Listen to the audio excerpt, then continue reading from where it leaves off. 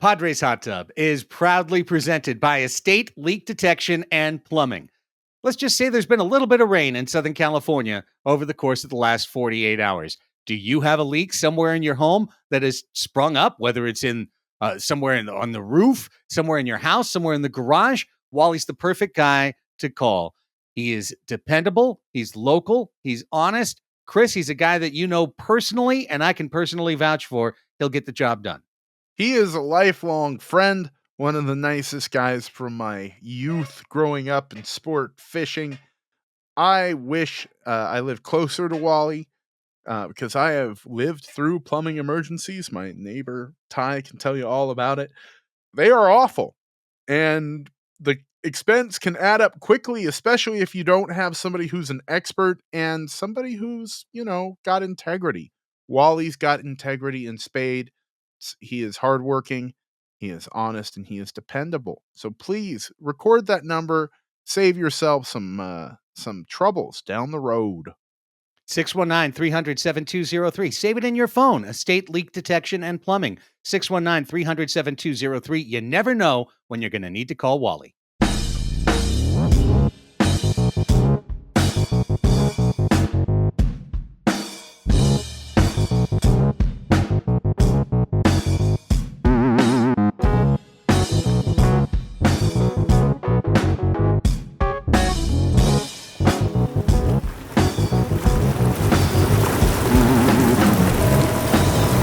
Padres Hot Tub, everybody.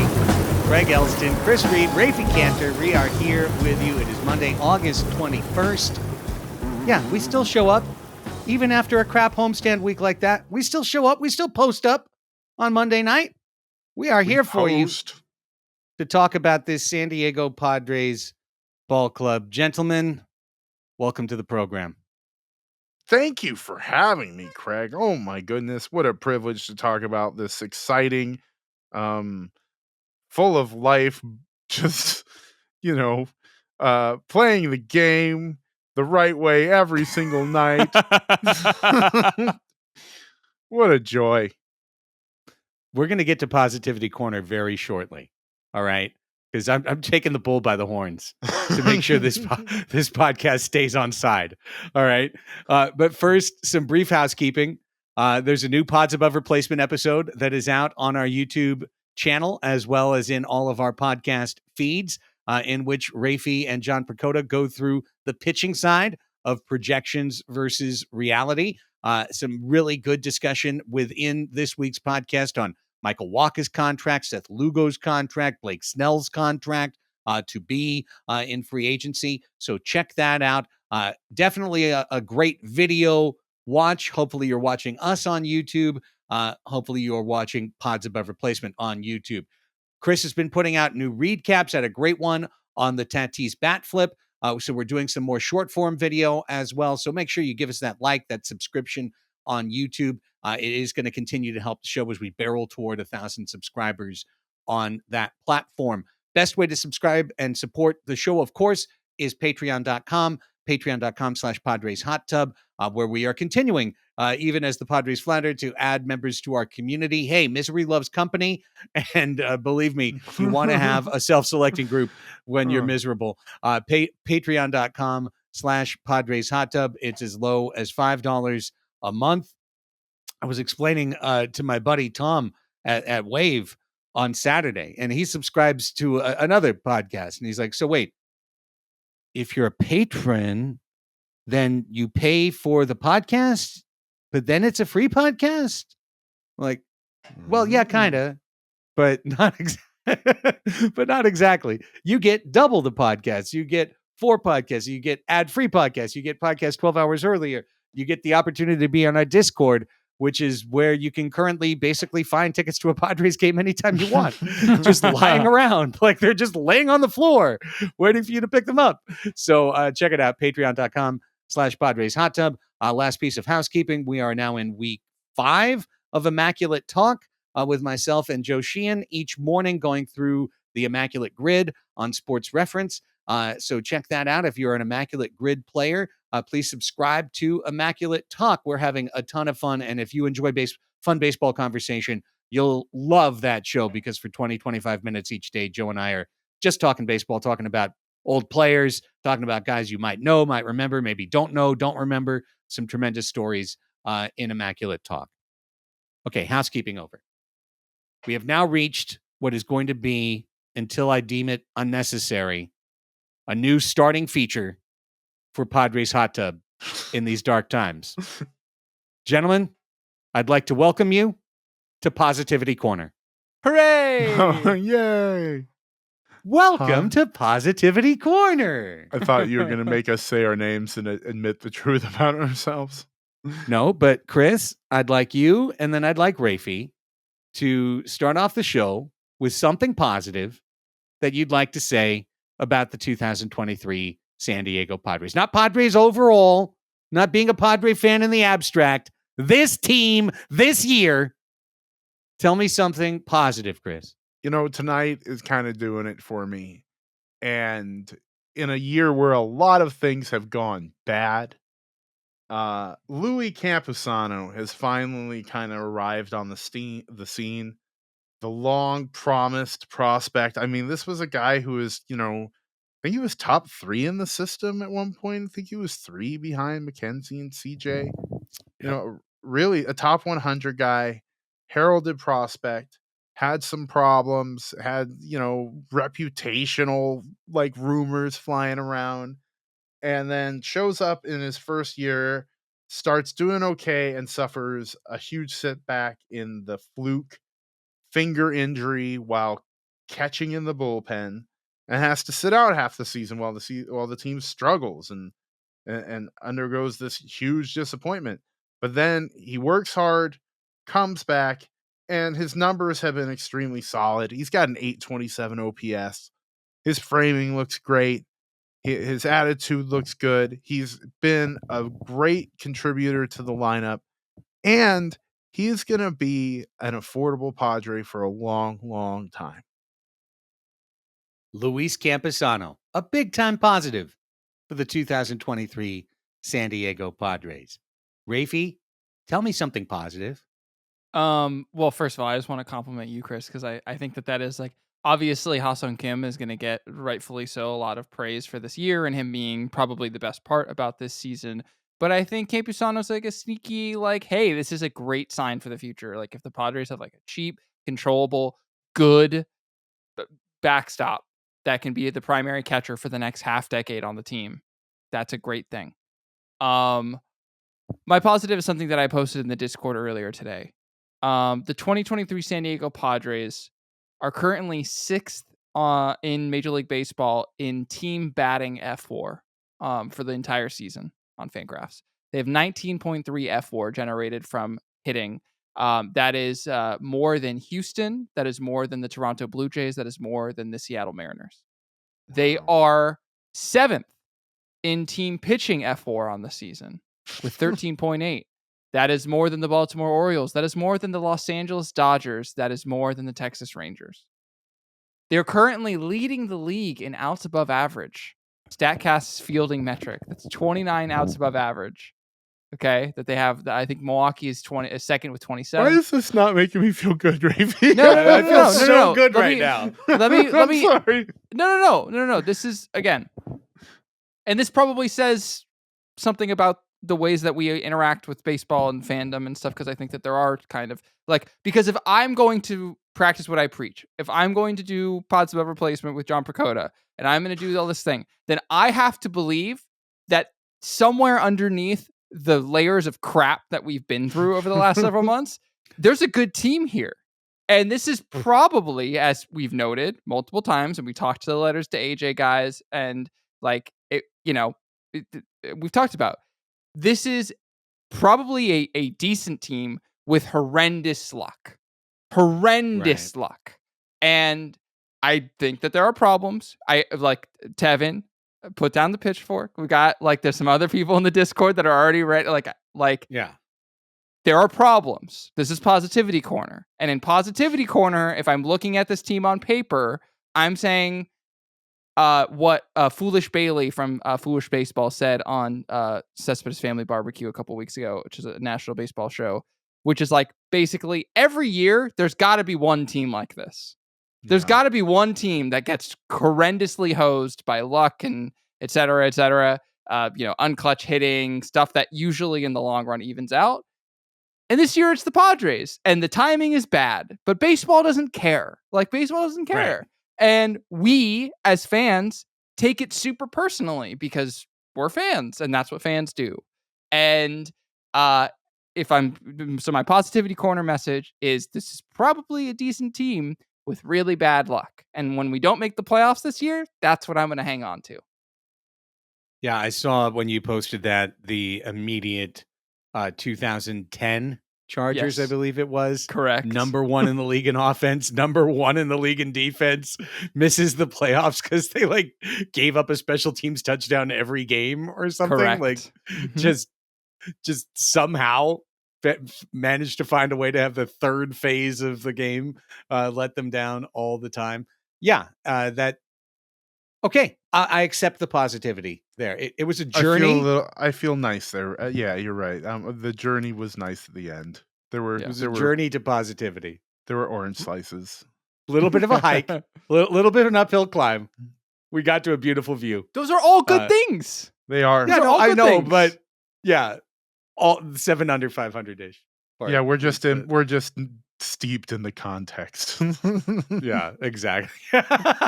Steeped like a long brewing tea in the context of this season.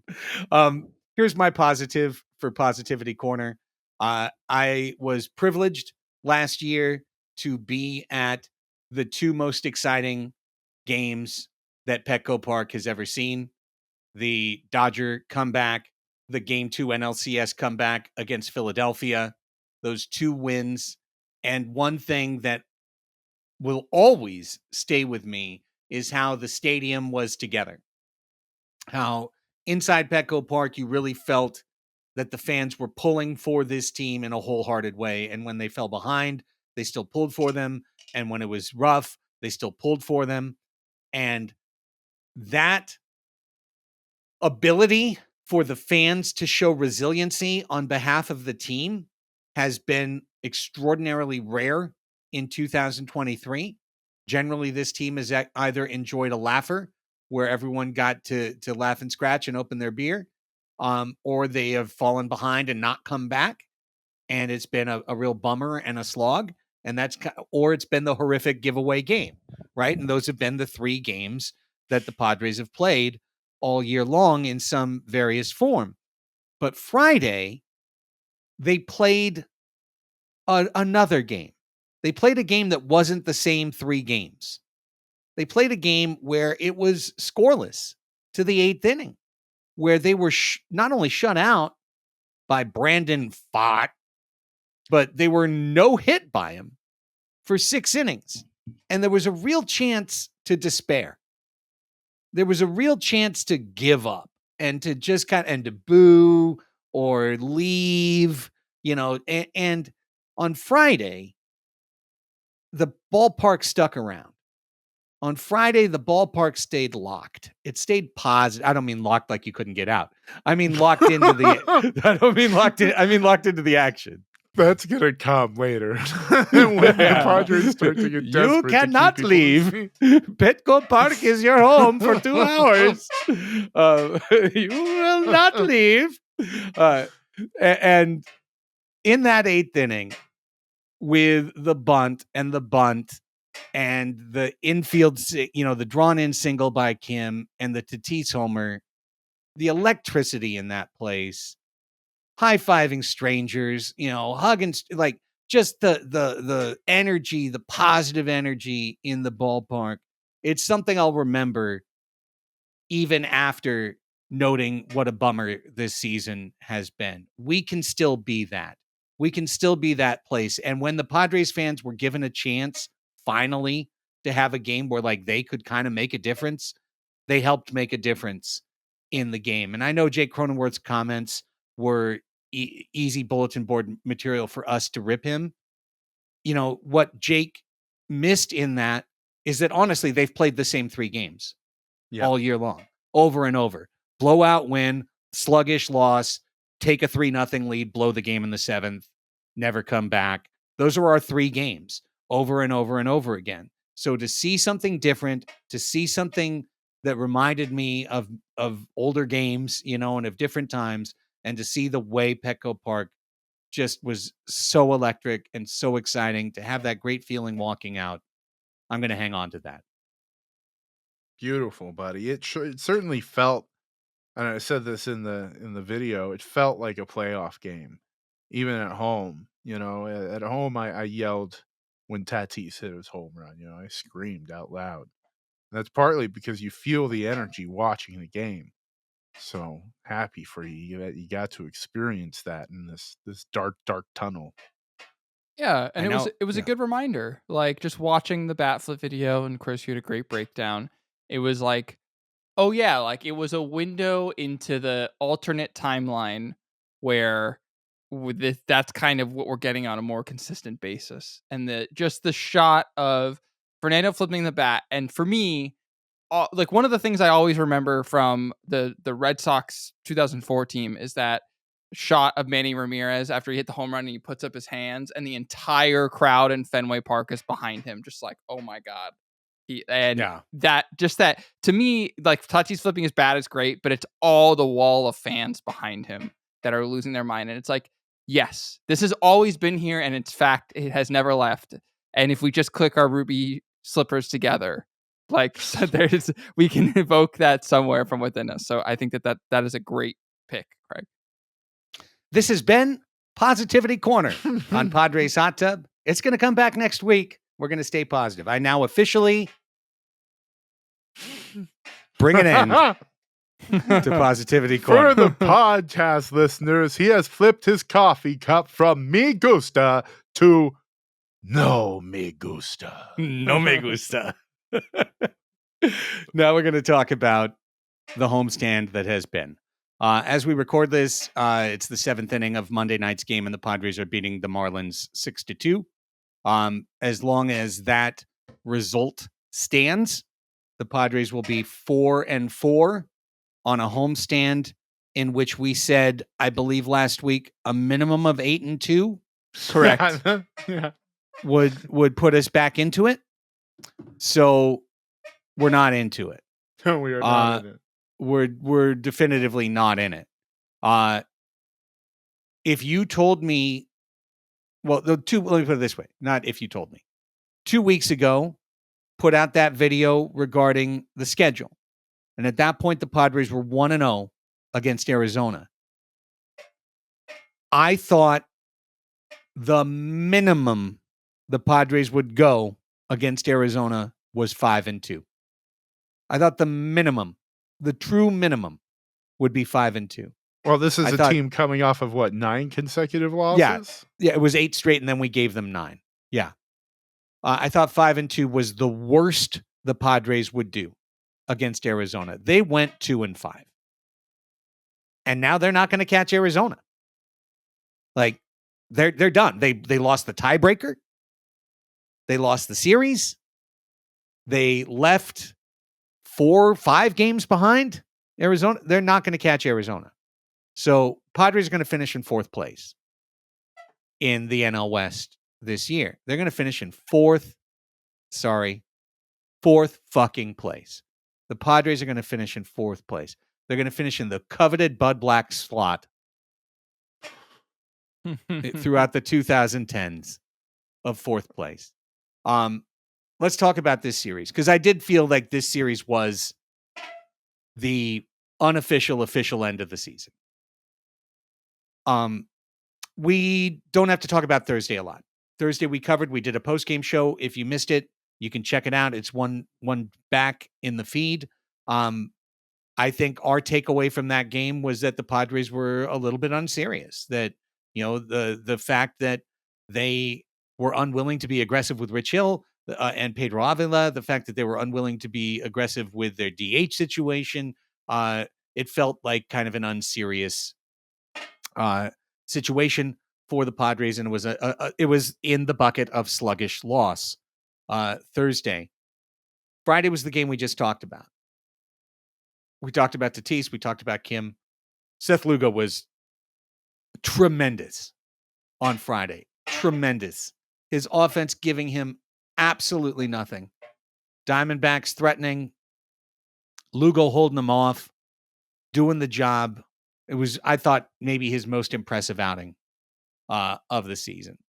And while Tatis's bat flip was absolutely incredible, man, Ha-Seong Kim, 0-2, baby. Yep. 0-2, fooled by a foot on the Castro slider, and coming up with the mental aptitude, with the ability to lock in that moment, to anticipate what was going to happen, and to just hit a little Tony Gwynn grounder up the middle. And that's all you need to do against that infield. That was such a blessed relief.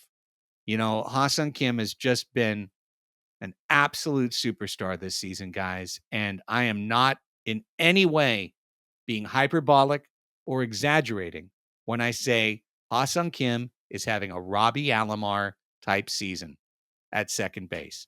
That's what he's doing. He's having the type of year that a Hall of Famer puts in at second base.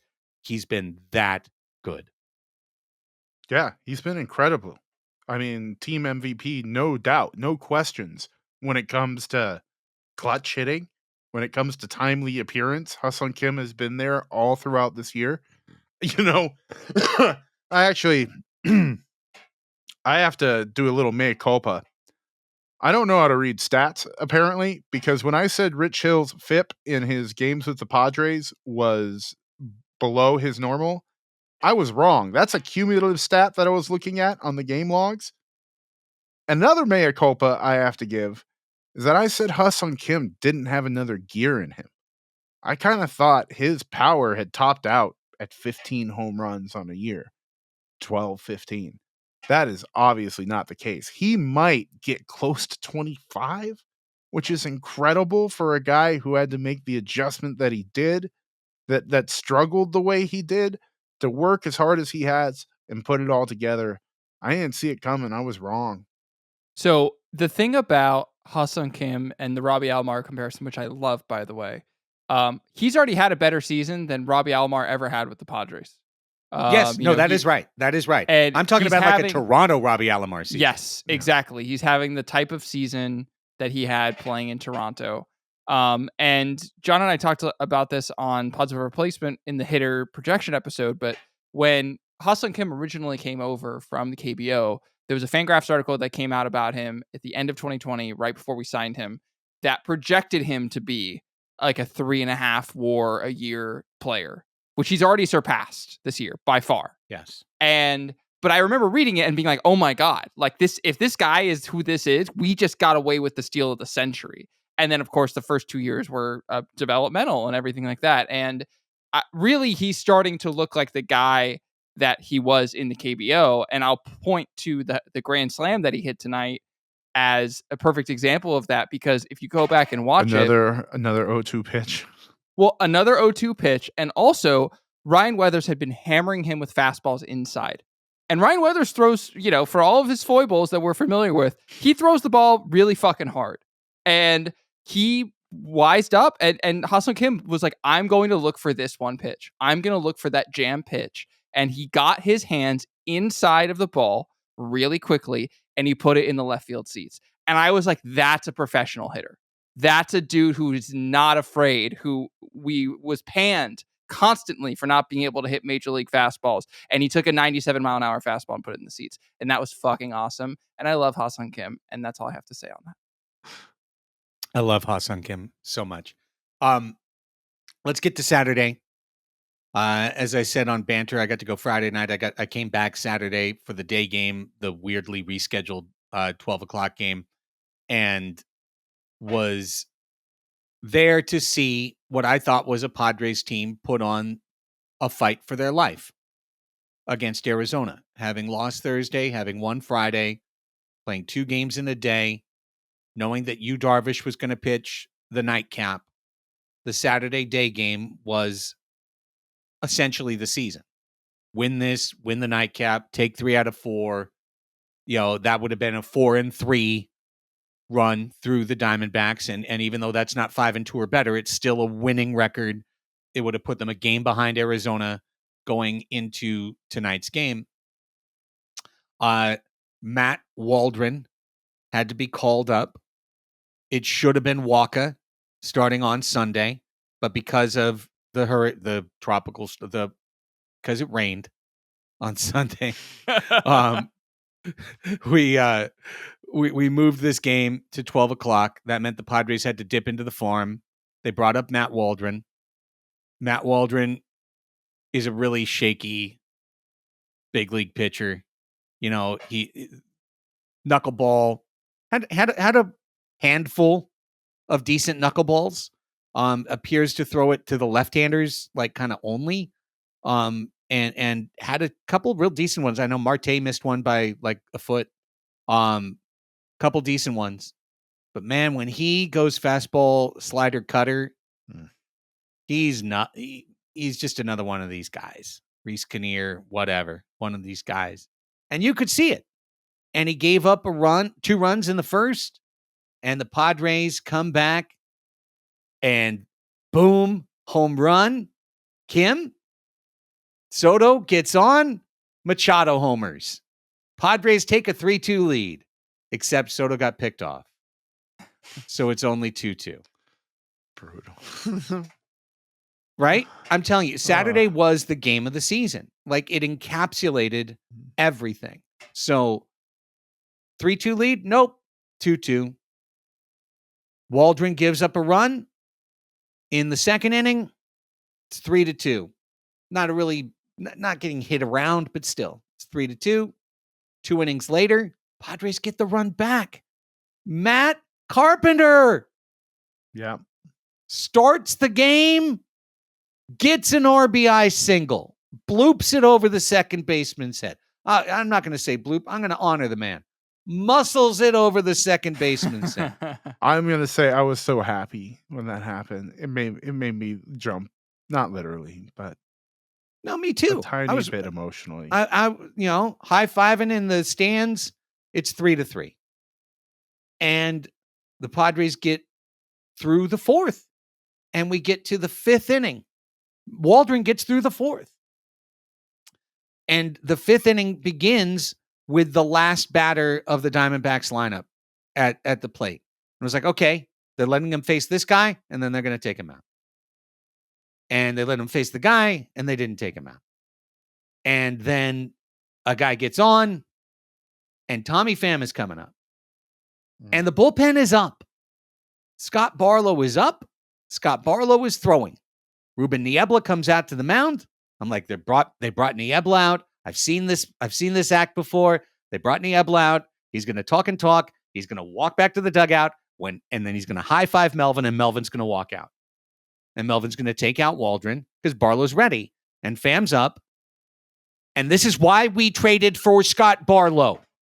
Mm-hmm. This is why we traded for Scott Barlow, was to come in the fifth inning of a tough spot against a hard right-handed hitter and show his nasty slider and his 97 fastball. That's why we traded for him.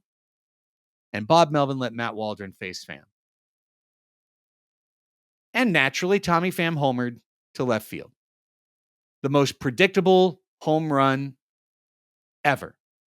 On a 0-2 high cutter that just, and when you see the pitch, it looks like Waldron's like, here comes the homer ball. And it's wild how it's so obvious. If he could throw that pitch to a batter during the home run derby, he'd get hired by every single hitter. Every single guy. Right. Mike Trout would be like, now I win. This time I win. Pete Alonso's like, you're mine, bitch. Because Pete takes it way too seriously. So even then, the Padres weren't out of that game. And it comes to the ninth, and it comes to the bases loaded, and Juan Soto at the plate, and Sewald melting down. And what do we get? We get it in a moment. We get 6 months in one swing. Not quite far enough. Just short.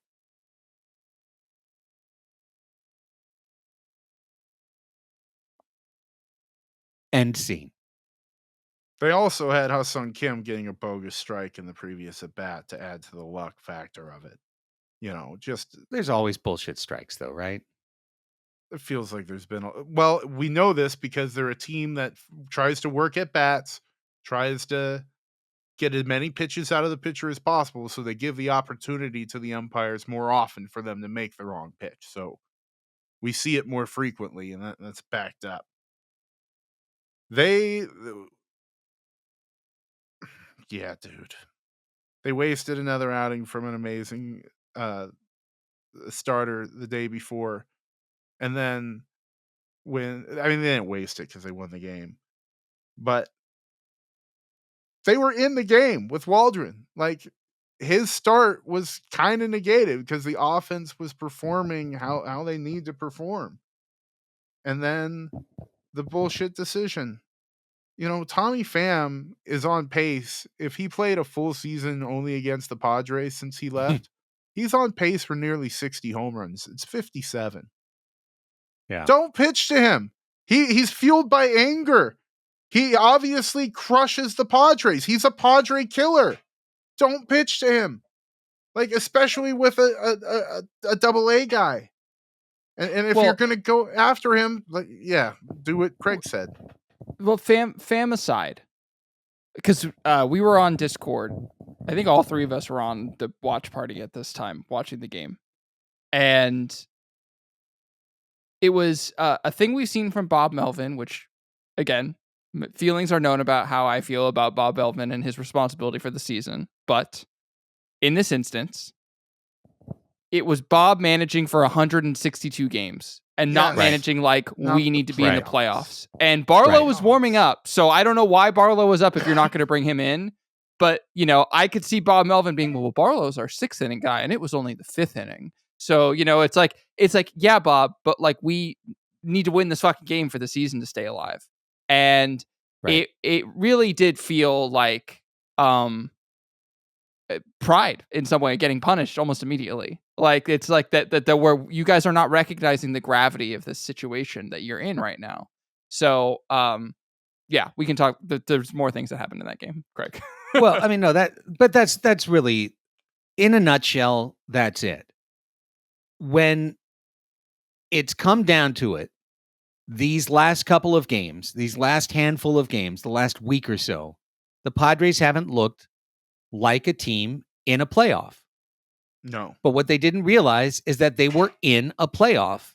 They were in a playoff series with the Diamondbacks, and they lost it. Saturday night, they lost the playoff series. It wasn't the one that ended the series. It was the game that ended it that you knew. Like how the Padres lost the NLCS in Game 5, but it was Game 4 when they took a 4-0 lead in the first inning and they couldn't win it. That's when they lost the series. That's what Saturday day was. Saturday night was ending the series. It was, you're done, you're cashed, you're broken, you're mentally broke, you're the boxer that's been knocked down 5 times. You don't want to get up again. Martinez gives up a grand slam to Gabriel Moreno. Padres lose 8-1. It was honestly a pathetic game. So appropriate that Bogaerts hits a solo homer, because Bogaerts always, he's like, hey, and look, here I am with my little home run, so that his numbers will, he actually wound up with 4. Well, actually, Xander Bogaerts had 3.8 FWAR. He was pretty good. He's been one of the most unclutch players in 2023 I've ever seen. Like, he is the definition of unclutch. In my childhood growing up, I got to look up the exact numbers for this. Brooks Jacoby was the definition of unclutch when I was growing up. He was a Cleveland Indians third baseman, and Brooks Jacoby, I'm almost there. In 1987, Brooks Jacoby hit 300 with 32 homers and drove in 69 runs. Oof. 300, 387, 541, 928 OPS, 143 OPS plus. He drove in 16. He couldn't even drive in 70 runs as the cleanup hitter with 32 homers, because every time he'd come up with the bases loaded, he'd just strikeout pop up. He just didn't want to hit his friends with the ball. He was worried. He's like, guys, I'm mashing this year. If I hit it at you, you're not going to be able to stop it. I digress. I didn't mean to rip Xander Bogaerts. It's irrelevant. His reaction to that Soto ball getting caught on the warning track. Like, if you think Xander Yeah. Bogaerts doesn't give a shit about winning, just watch that little video. Like, he's not he cares. performing. You know, it's not about him trying to show everybody how much he cares. It broke him. That's fury. That's angst. Yeah. Well, I mean, that was my thing though, Rafe. I've seen enough. You know what I mean? Like the political dude, Wasserstein or whoever on Twitter who calls the races. I've seen enough. That was it. That was the season right there. That was the series. That was the season. They lost. And then Saturday night they showed it's over. We're done. Now, of course, they can win today. They could win tomorrow. I'll bring up reverse 2010 one in a minute, but it really felt like it. I think, and I'll Rafe, here's my last point as I hand it to you. Prior to that, it was pretty easy to sell Padres tickets. Nobody wanted to go to the Padres game tonight. Nobody. Even at our junior high school night today at St. Martin's Academy, there were 2 other parents around me going like, yeah, we're trying to sell our tickets. We can't sell our tickets. Like, yeah, buddy, I can't even give away my tickets to a group of 400 diehard Padre fans. I watched all of Saturday day game, and I'll be honest, I still haven't even watched the highlights from Saturday night. I just paid attention with push notifications on my phone because I was so upset. It felt like their names has already been invoked on this podcast, so I don't care that I'm bringing them up. It felt like when the Chargers would lose a fucking game, and I was like, oh, my whole weekend is ruined. And I was like, but it was important for me to have that experience because I turned on the game tonight, like even having had that, and I got to be at a place where it's like I'm just watching baseball now. You know what I mean? Correct. I'm just watching baseball, and like, okay, oh hey, Hustle Kim hit a grand slam tonight. Oh, the Padres it's currently the bottom of the 8th as I'm saying this. They're up 6-2. Hooray! And the stakes aren't there, and there is a freedom that feels like it's there. And I'm going to set the table. Raphie. Welcome into the participation hot tub. Yes. It feels nice. It is lukewarm in here, and it feels okay. It's fine.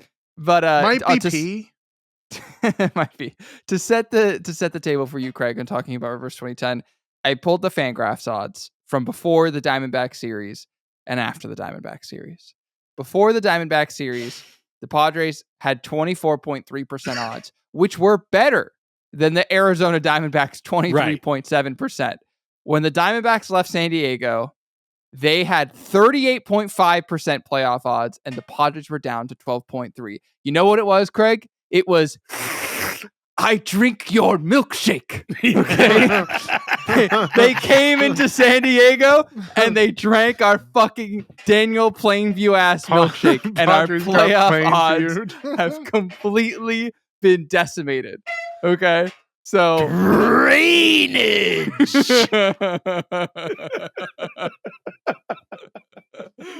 Unbelievable. The reverse 2010 is still alive. This is for all of the hopefuls. The absolute key to the reverse 2010 is for everyone to have completely given up hope. So I believe this last weekend could be the catalyst.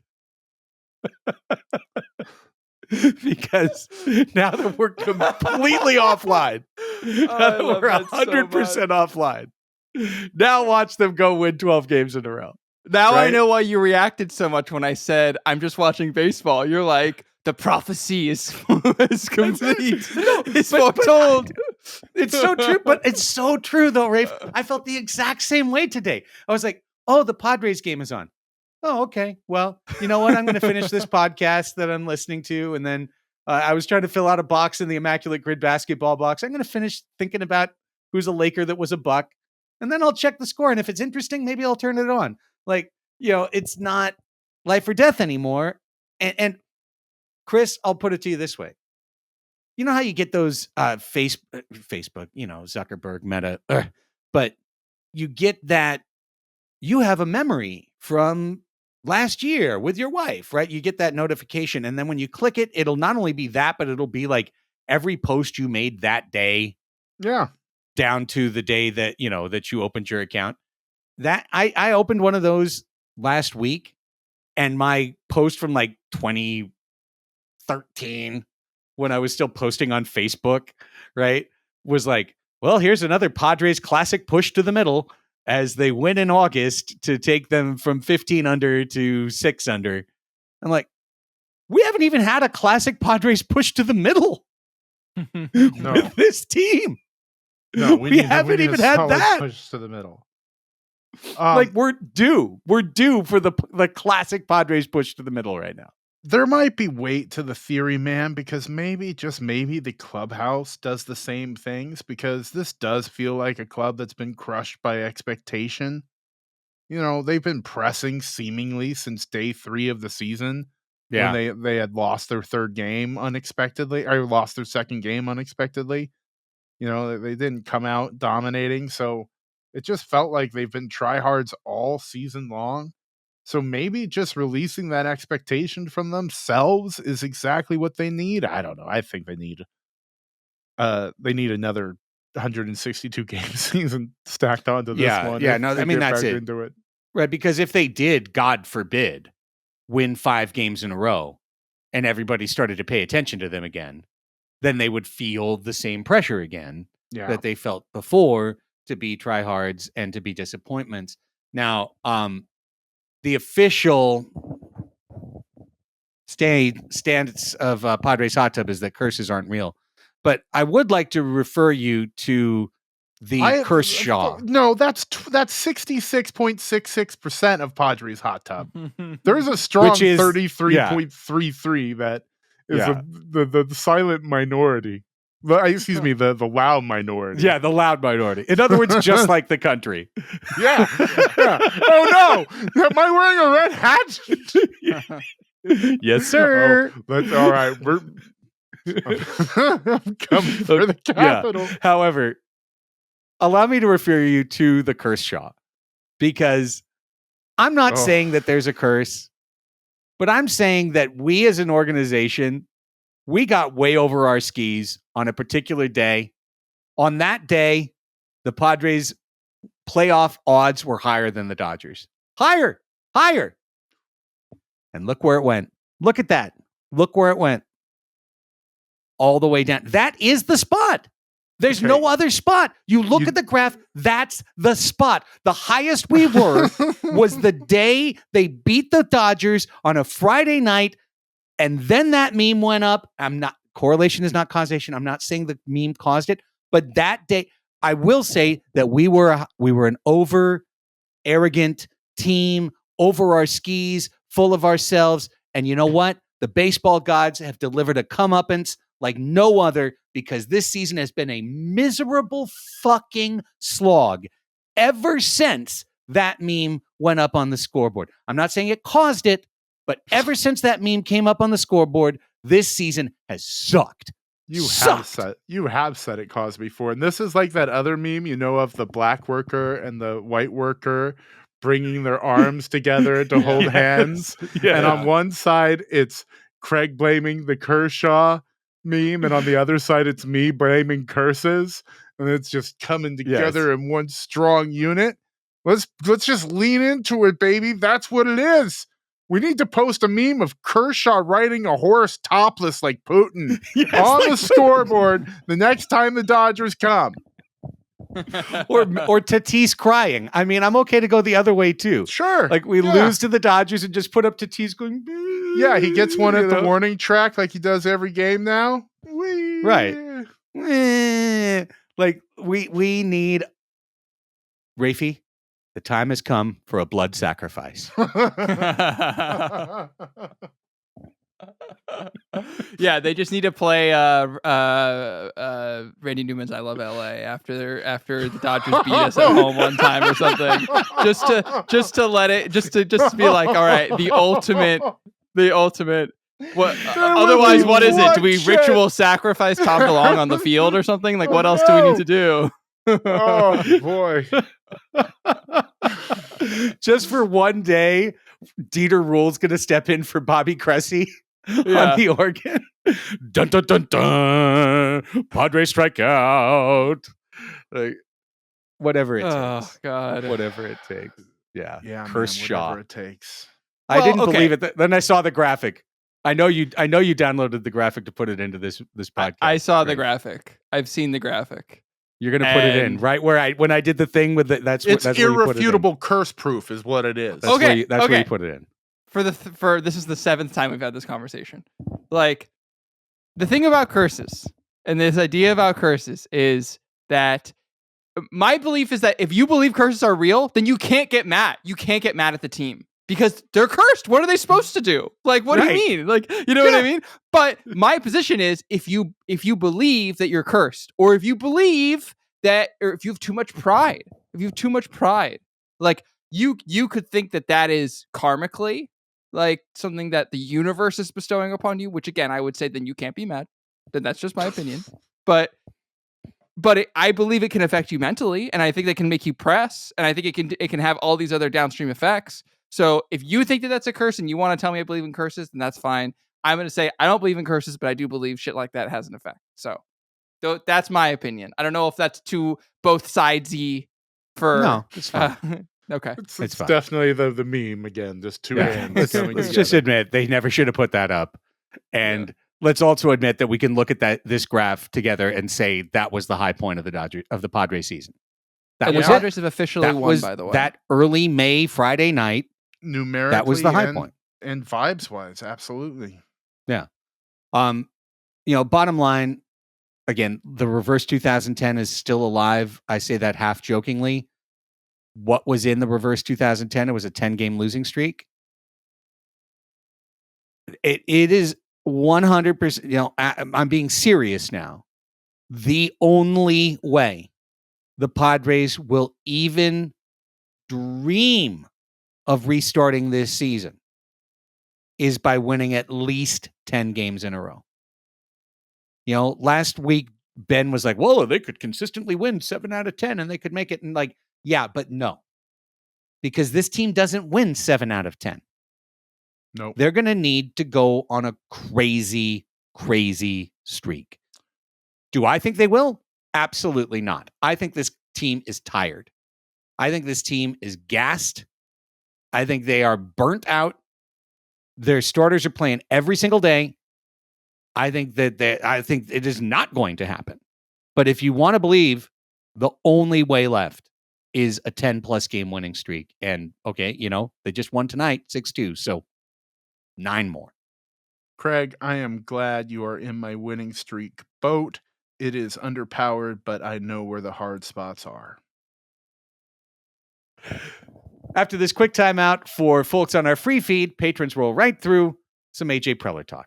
Hey, we're not trying to toot our own horns, but Padres Hot Tub, we're kind of a big deal. We're the #1 Padres podcast in San Diego. We're generating tens of thousands of downloads each and every month. We've got a robust community of hundreds of Padres fans that would like to support businesses that support Padres Hot Tub. So we just wanted to hang up a shingle and say, this space here, available. Do you know, or are you a business owner that would like to advertise with Padres Hot Tub? Are you somebody who could take advantage of leveraging our community to help your business grow? Well, send us an email at padreshottub@gmail.com. Padres Hot Tub, all one word, @gmail.com. We'd be happy to send you an ad card. We'd be happy to help integrate you, show you different ways that you can help support the podcast, get your business out there to a group of people who absolutely want to support those who support us. So this space here, it's available. Send us an email, padreshottub@gmail.com, if you'd like to come on and advertise.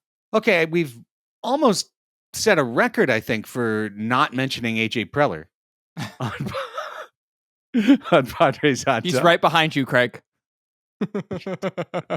So it's time for Preller-Palooza. Let's talk some AJ Preller.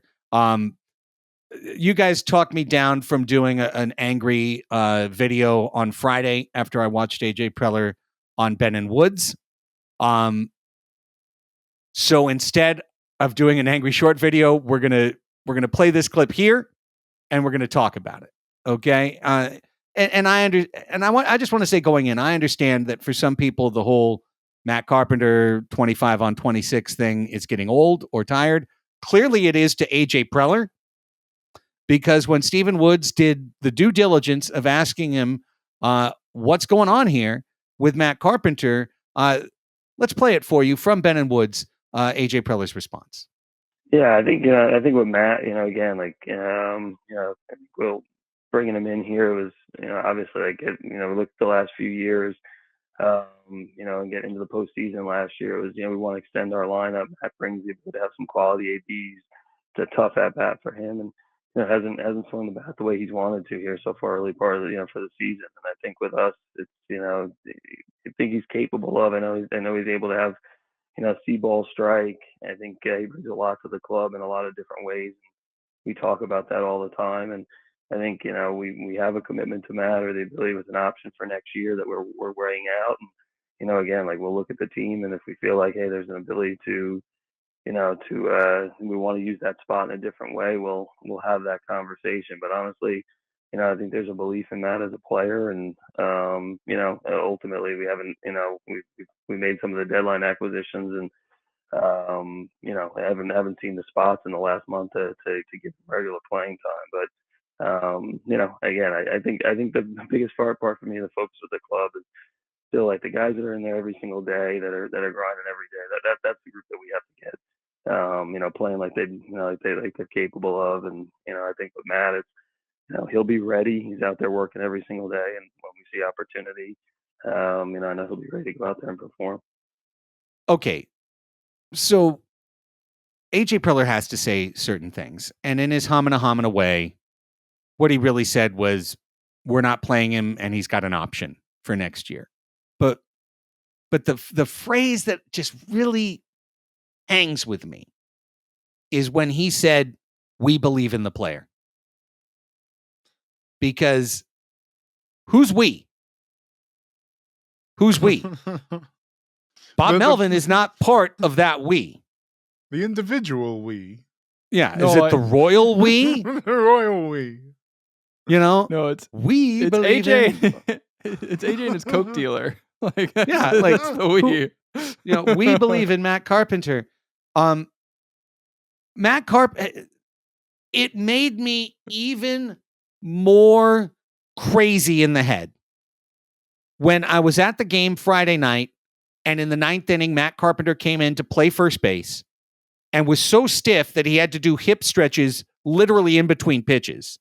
Like every pitch, he was doing that thing where you kind of lift and stretch your flexor, like lift your leg up and stretch your flexor. He was doing that because he was like, literally rust was coming off of him, off of his City Connect jersey. And then Saturday, he plays, and I'm pretty sure he had a walk and a single in the game. He reached base twice. Matt Carpenter was so bad for 2 months for this, right? In May and June and the first half of July. Matt Carpenter was it felt like longer. Yeah. May, June, half of July. Matt Carpenter was terrible. He was terrible. He played bad enough at the age in his career to be DFA'd, released, and to announce his retirement. And then for 5 weeks, Matt Carpenter made one pinch hit appearance in a game. And the Padres kept him on the roster. And then when he did get a chance to play, he got an RBI single and he got a walk. But multiple games in between where there was an opportunity to use Matt Carpenter, the Padres would even go to the opposite side of a platoon to make sure that they didn't use Matt Carpenter, starting 2 catchers in a game, starting Garrett Cooper against a right-hander, so on and so forth.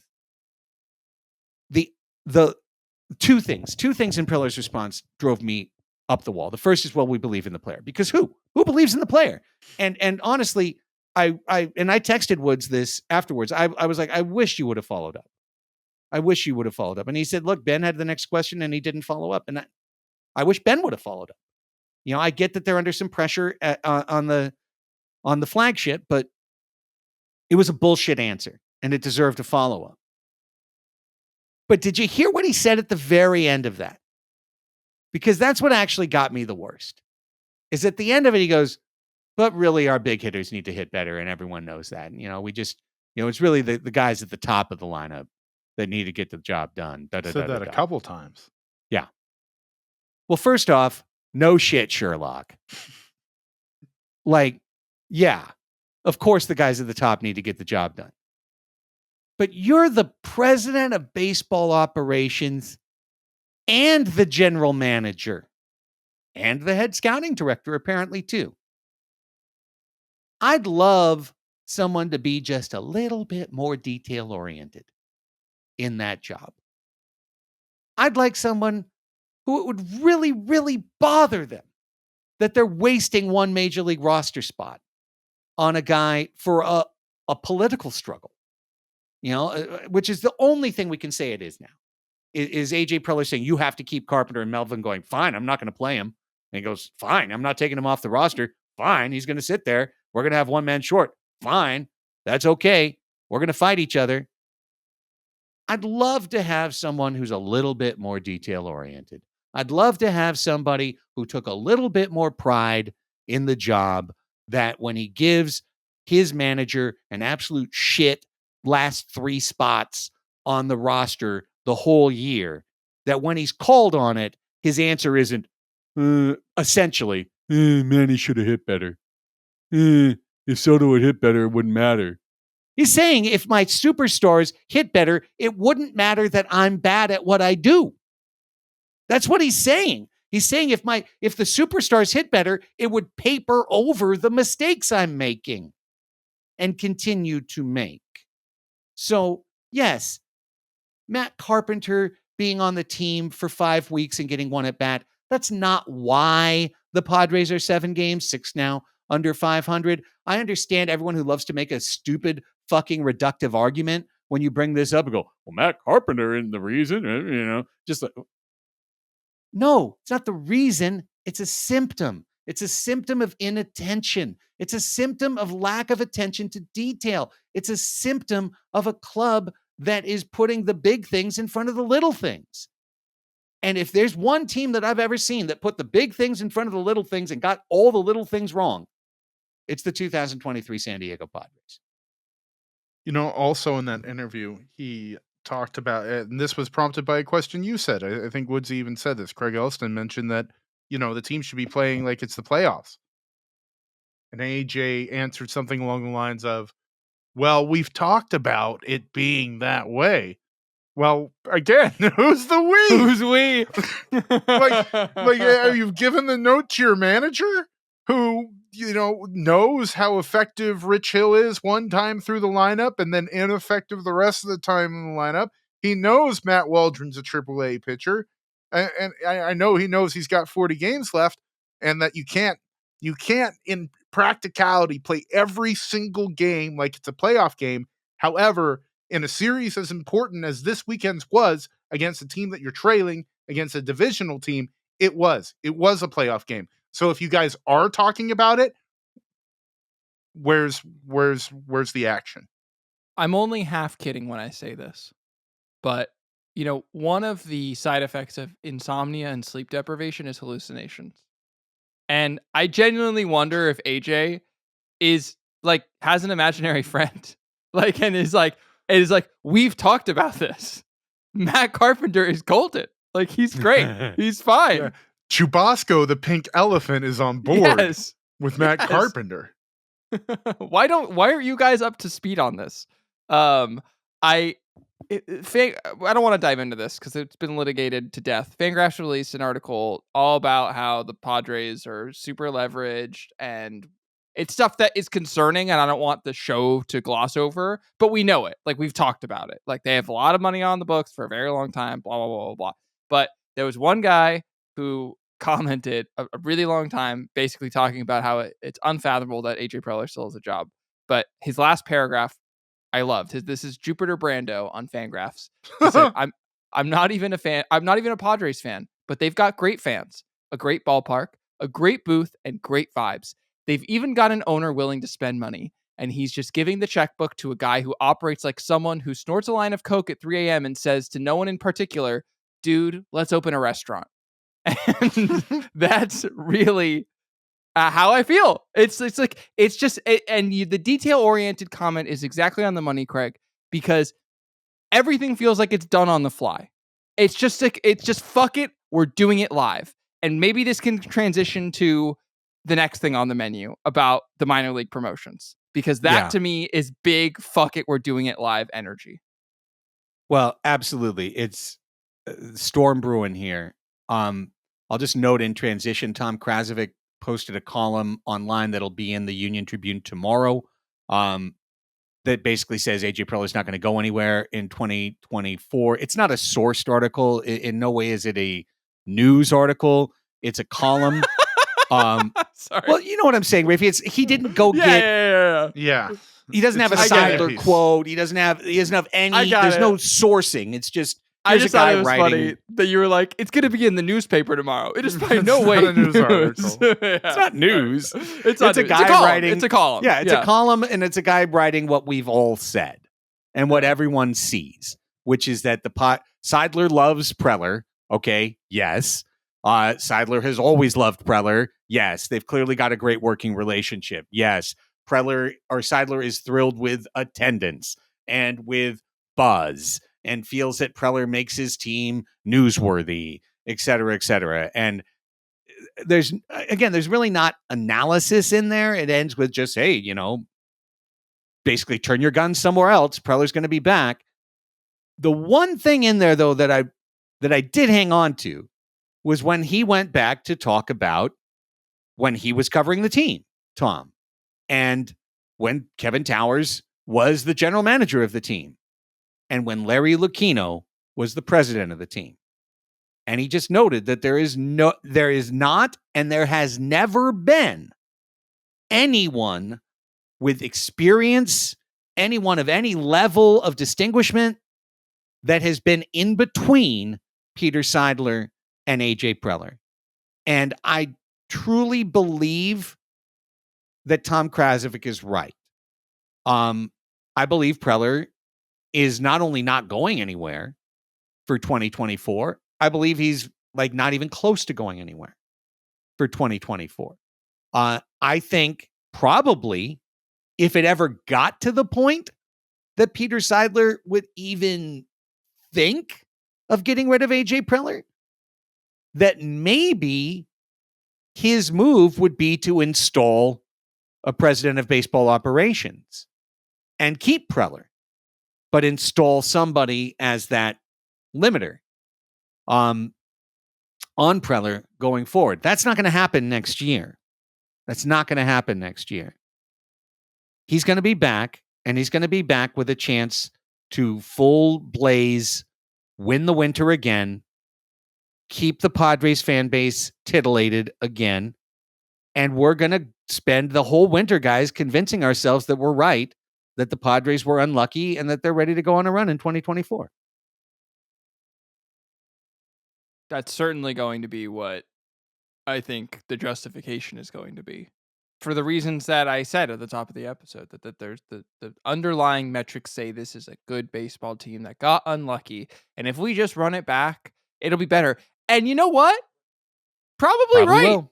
Yeah, probably will be better. I don't know if it's a playoff team next year. I don't know how many. I think they're going to win more games than they're going to win this year, because of again, I don't think that they could do 0-10 in extra innings again if they fucking tried.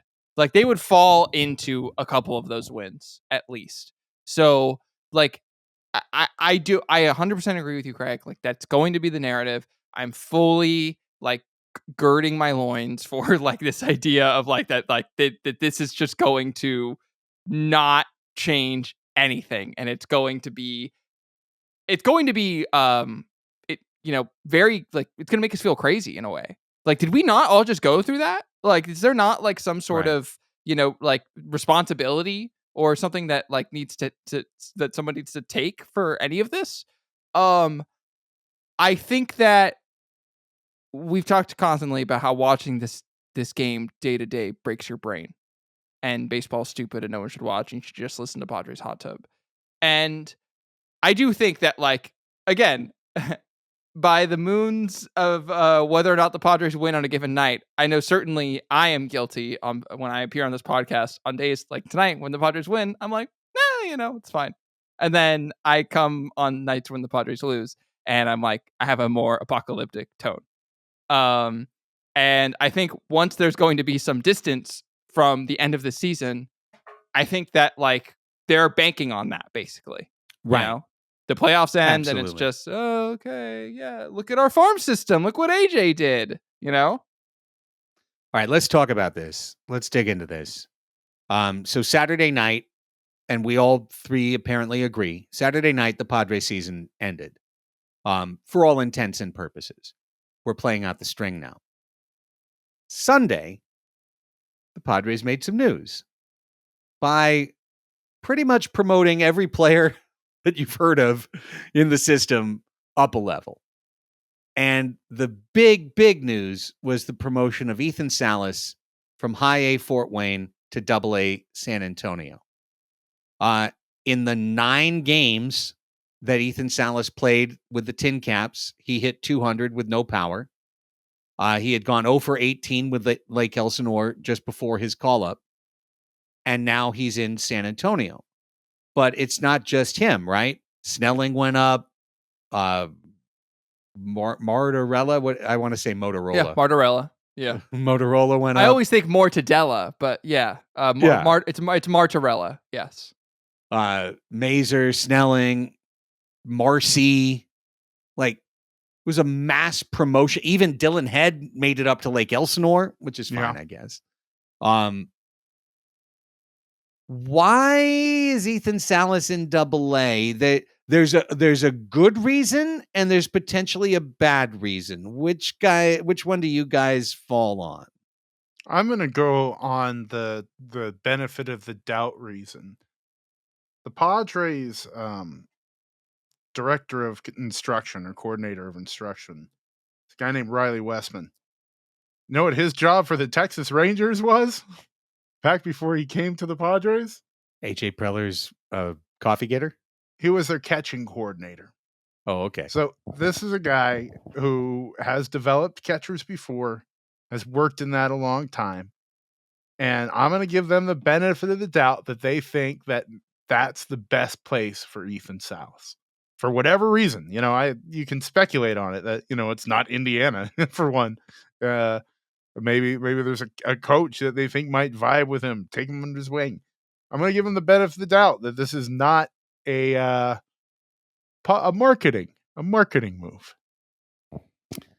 Yeah. Raphie, to me, the good reason would be pretty much what the Padres said, which is we've got a young group that's coming through the minors together. We want them to try to win together. We want them to try and create those bonds in the minor leagues that they can bring to the major leagues. Things that, to be fair, we have said the last 2-3 years about this team. Microwave culture in the clubhouse, putting together disparate elements. People don't have the chance to come up having played together. People show up into the big leagues and they don't know one another. They don't have any familiarity. We have levied all these complaints against the Padres farm system and their development program in the past. So when they say to me, we are moving up Salas because we want him to be with these guys in this playoff run in Double A. Okay. If that's true, I like it. It's going to be no harm done, whether he spends 3 weeks here or 3 weeks there. And as long as the team is cold and clear-eyed when it comes to his placement next season, then big deal, right? Who gives a crap? It doesn't matter. In the long run, it doesn't matter. So that'd be the good reason. Do you believe that that's the good reason, Raphie? I'm willing to entertain that idea. I think that the trouble with buying into that reasoning is just that, like, we're not going to know if that's true for like 2 years. You know what I mean? It's like, it's their thing that they say now to appease us on August 21st, 2023. Is that the thing that is going to be true? Because if it is, and this is an organizational inflection point for the team, then sure, that sounds great. I have remember long enough to remember when the wave of talent coming up was Hunter Renfroe and Carlos Asuaje and Austin Hedges, and it was just going to be waves of talent that just kept coming through. And It's the second if Asuaje reference I've heard today. that's two more than you've had in quite some time. Yeah, it is. So, yes, I know we're going to get to the bad read in a second, but I'm willing to entertain it, but I've been told the story before. So here's the other thing. Now let's get to the other thing. The Padres saw with great joy last week. I forget who it was. Was it ESPN? Was it Fangraphs? I forget who. Baseball America. Somebody ranked their system top 10 again. Mm-hmm. Oh my God, look what Preller did. Traded the farm last year. Everyone thought they were done. Right back to top 10. Look at Preller. Preller-Palooza, right? How do Here they we do go. it? How does this man do it? Finds him out of nowhere. But here's the thing. From the outside, when these young players are rocketing up the system and skipping levels and jumping, you know what happens?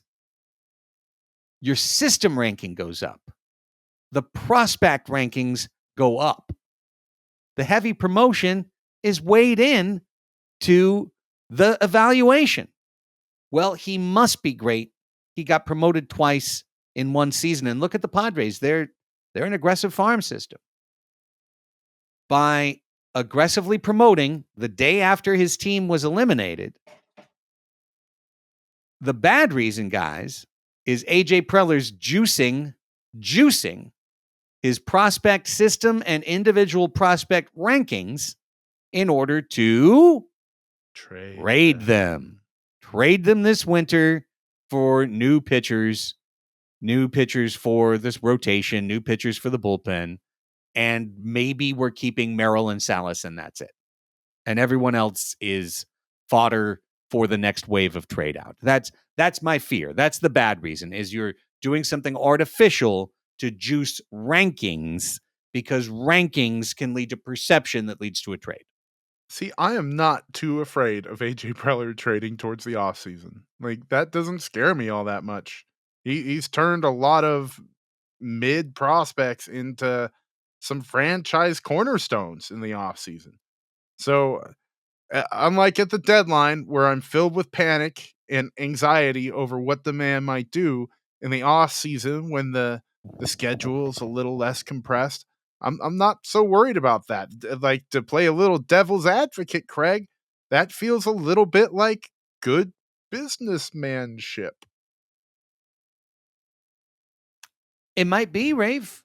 You know, and I'm going to actually build on this in the next point, but like, Blake Snell's leaving. If instead of re-signing him, you make a trade to get the next 3 years of the next guy to come in, it's a fair trade for a winning team. Yeah. There were some MLB Now segment that postulated, like, do the Padres now need to entertain trading Juan Soto in the offseason? And I've long been against that. And it was the first time when when I heard it in my ears, I didn't immediately have like a reflex thing. I kind of was like, oh, that's more of an interesting idea depending on what they do in terms of free agency. So I am prospects are like soufflés. You know what I mean? It's like there's very particular timing, and if you take it out of the oven too early, the thing can collapse. You know what I mean? And like I hate to say this when he literally just played tonight, but I think Ryan Weathers is a pretty good example of that.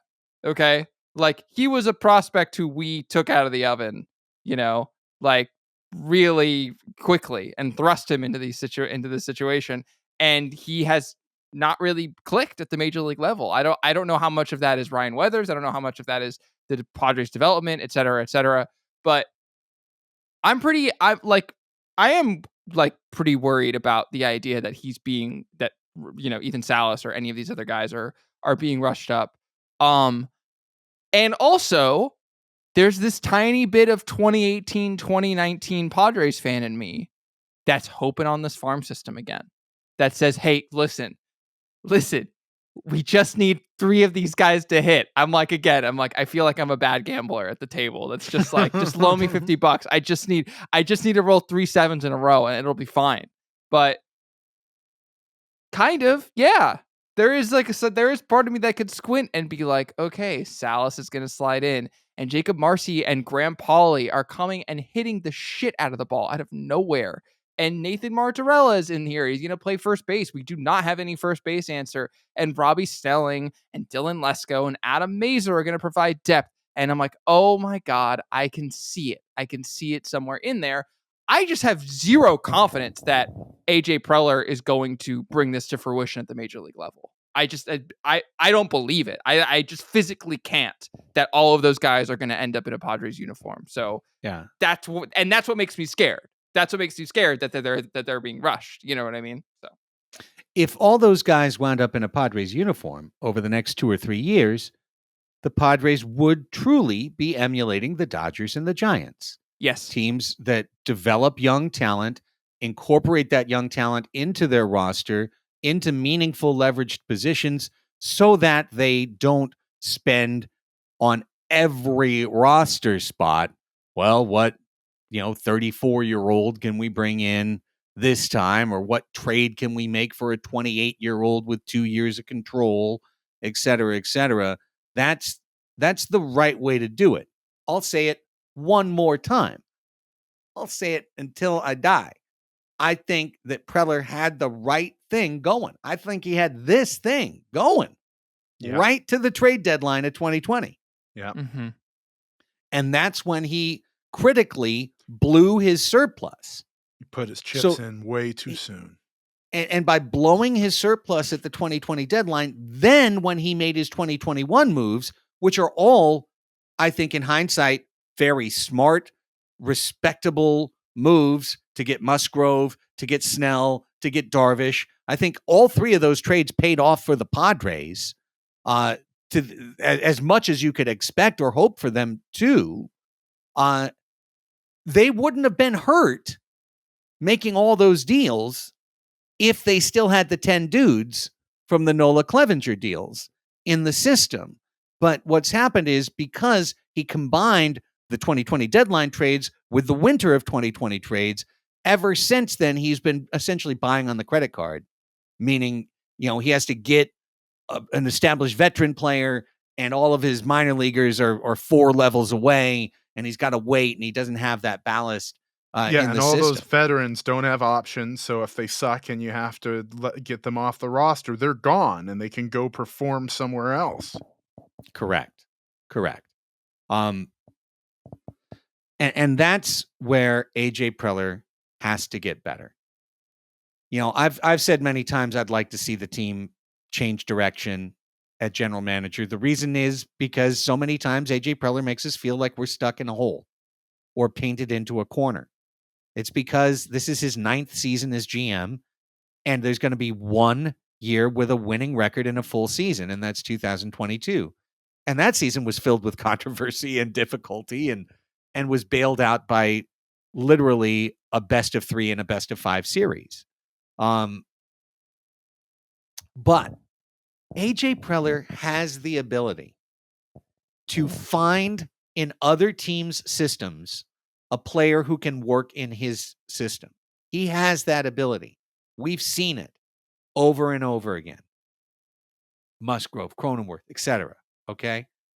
He has the ability to juice his farm system, to tweak it, to do the kind of things that they do on Wall Street, to kind of juice the numbers, a little bit unscrupulous, a little bit weird, and then to turn that into identifiable, controllable talent. People in the right stage of their career, Snell, Musgrove, Pham. It didn't work out, right? But Pham had 2 years at affordable control in the prime of his career.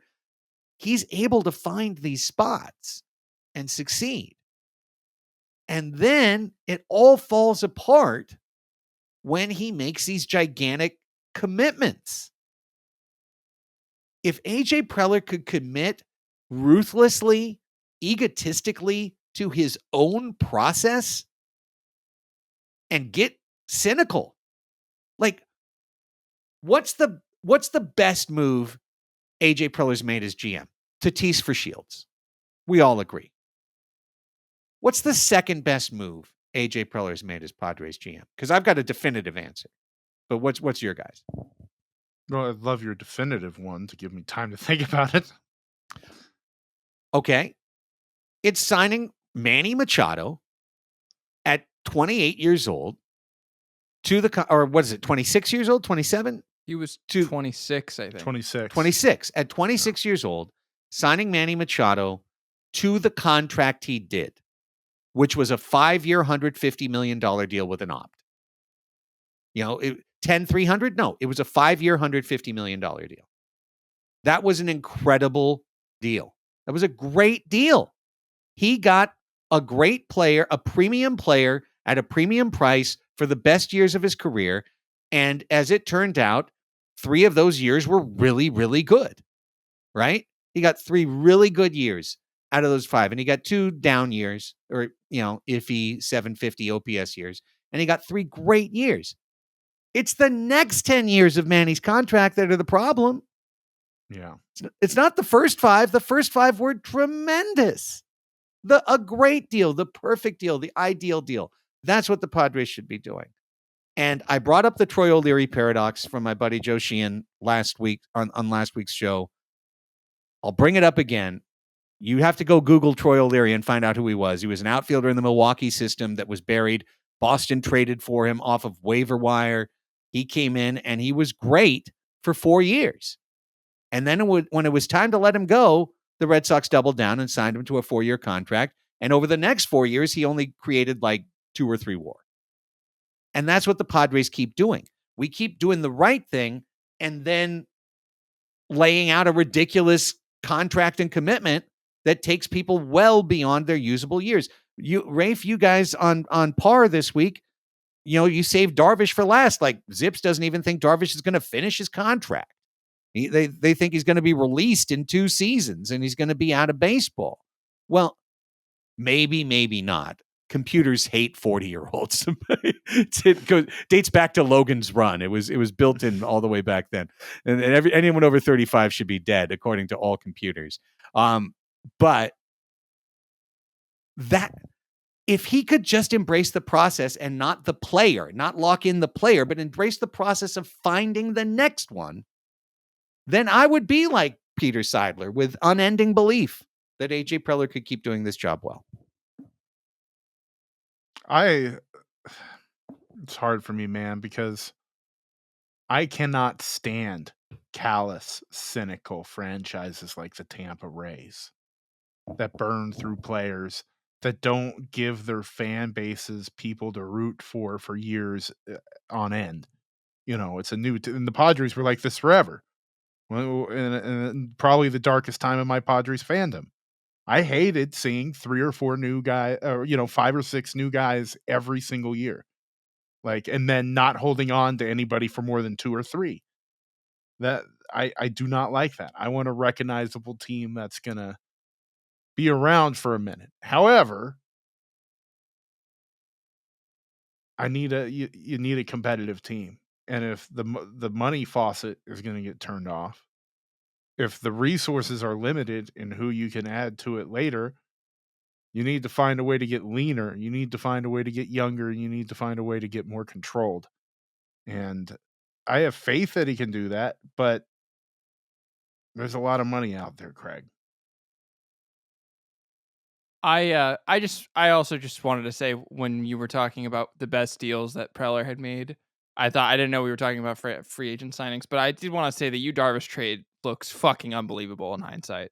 Yeah, that one's great. Just looking at again, it's like the reason that you make that trade is because he traded 4 low A lottery tickets, and the only one of them who's sort of panning out is Owen Casey, and he's the Cubs' 8th ranked overall prospect at this point. The Snow one's and pretty amazing too. That one has some other, but there's some guys Padres there came that out are great in that trade so far. And I think there's going to be probably one guy from that trade that hurts, but you still take the production that you got from Snell because it's present WAR is worth more than future WAR, et cetera, et cetera, et cetera. But for the reasons that you were saying, Chris, like in the off season, he's a little more level headed. Like it's there's not as much pressure. He can think more about this stuff. But yes, Craig, I agree with you. Like he just needs to embrace the process more. So Craig, like, let's go Troy O'Leary. Is Ha-Seong Kim Troy O'Leary? Probably. Oh, I mean, like, if I'm going to go all the way, then absolutely. yes, he is. Yes, he is. Like, you got the best. If he has another great year, the odds that the Padres will have gotten the top WAR years of Ha-Seong Kim's career are extremely high. Yes. Like extremely high. Exactly, Craig. We got a fucking deal. And then and the idea that we would then try and undercut the value that we got and sell ourselves short and pay a bunch more money for a declining asset is exactly what bad teams do and good teams avoid doing. Right. So I yeah, I am in a hot tub with assholes. Exactly. I needed that. I needed to hear that. Thank you. You're 100% right. Stinky. Don't like We're good farting in the things. tub. We're stinky, dirty assholes farting in the tub. And it sucks. And I agree.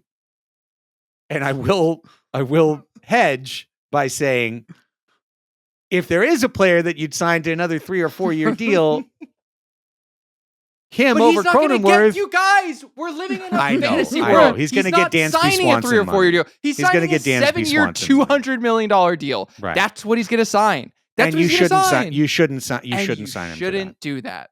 And You shouldn't do sign that him to that. because we've got another Troy O'Leary. His name's Jackson Merrill, and he's gonna come That's up to it. the system. No, that's and then it. That's he will it. be Troy O'Leary in 7 years, and then there will be another one, and the circle of That's life it. goes on, and that's That's it. okay. You know what It I is okay. guarantee you? I will not hear it Petco in 3 years. Jackson Merrill. Jackson Merrill. I'll be the one guy. I'll be the one guy, Chris. AJ did it. He used logic and Yeah. non-sentimentality calculations. But it that's it. Like, don't re-sign Blake Snell. You got the piece of Snell you want. Do you want the next 5 pieces? That's what you have to think. What did you already? You're not always going to get the same thing you got before. You're going to get the next thing. And that's why the Cronenworth deal is the dumbest deal the Padres have pretty much ever signed. No, the second dumbest deal the Padres have ever signed. The Machado extension is the dumbest deal they've ever signed. Oh, It's- this is slim. And No. I'm sorry. No. Smell the coffee, Manny Chris. Machado's No. 40 through age 40 through 42 seasons. No one needs to be paying for that. That is luxury. That is Just privilege. saying factually that that's the dumbest deal, while Eric J. fucking Hosmer is sitting in our recent past fucking eating ice cream in his Yeah. living room. It is ridiculous. We don't know what the future holds for Manny. I think he's going to be fine as a 35-year-old. I know we're heading for Yeah, but some what rough about times at 42? I know. I know we're heading for that, but it's not dumb if what is in the recent future is as good as it possibly can be.